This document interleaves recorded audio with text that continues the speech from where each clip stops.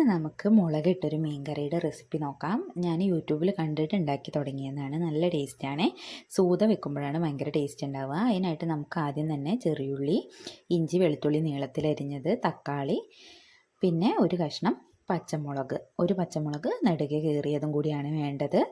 അതൊക്കെ ആദ്യം തന്നെ അരിഞ്ഞ് തയ്യാറാക്കി വെക്കാം. പിന്നെ മുളക് പൊടി, മഞ്ഞൾപ്പൊടി, മല്ലിപ്പൊടി എന്നിവ ഒരു പാത്രത്തിലേക്ക് എടുത്തിട്ട് വെള്ളം ഒഴിച്ചിട്ട് പേസ്റ്റാക്കി വെക്കാം, അധികം കട്ടി ലൂസാവാതെ. പിന്നെ അതിന് ശേഷം പുളി വെള്ളത്തിലിട്ട് വെക്കാം. എന്നാൽ നമുക്ക് കറി വെച്ച് തുടങ്ങുമ്പോഴേക്ക് തന്നെ പുളിയൊക്കെ നന്നായി അലിഞ്ഞ് കിട്ടും.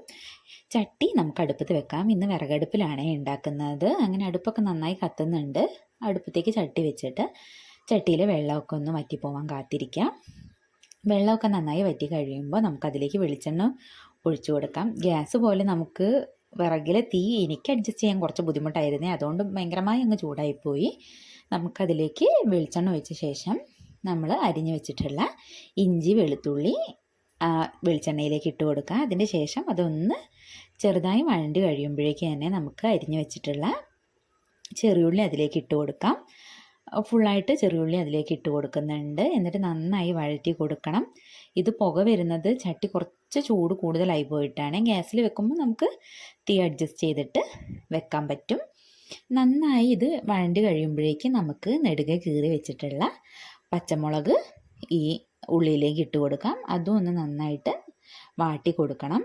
നന്നായിട്ട് ഇളക്കി കൊടുക്കുന്നുണ്ട്. ഇതൊക്കെ ഇട്ടപ്പോഴേക്ക് തന്നെ അടുപ്പിൽ കുറച്ച് ചൂട് കുറഞ്ഞിട്ടുണ്ട് കേട്ടോ.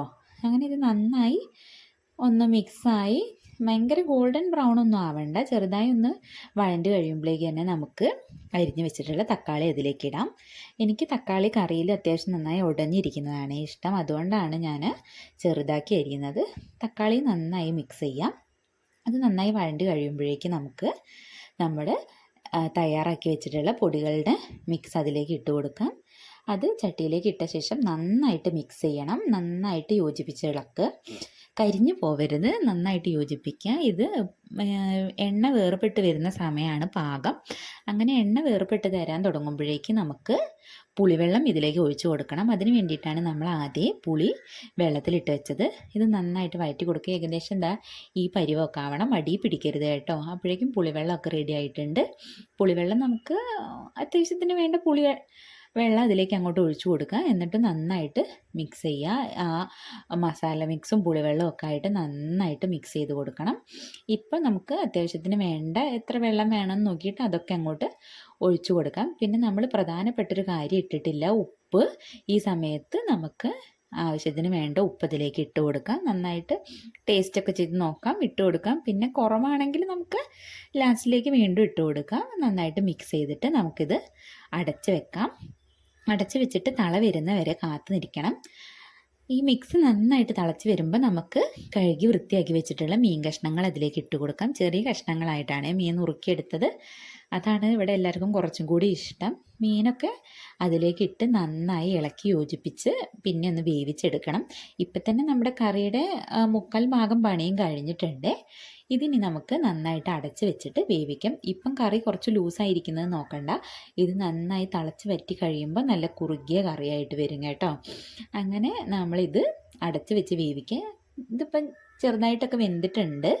അപ്പം ഞാൻ തുറന്നു നോക്കിയപ്പം കുറച്ച് വെള്ളം കൂടുതലാണെന്ന് തോന്നി. അതുകൊണ്ട് നമുക്ക് വേവിച്ചെടുക്കാം. പിന്നെ നമ്മൾ ഏറ്റവും പ്രധാനപ്പെട്ട കറിവേപ്പില നന്നായിട്ട് ഞാൻ ഇട്ട് കൊടുക്കുന്നുണ്ട്. ഇവിടെ മരം ഉള്ളത് കൊണ്ട് എല്ലാം കറിയിലും ഞങ്ങൾ കുശാലായിട്ട് കറിവേപ്പില ഇട്ട് കൊടുക്കാറുണ്ട്.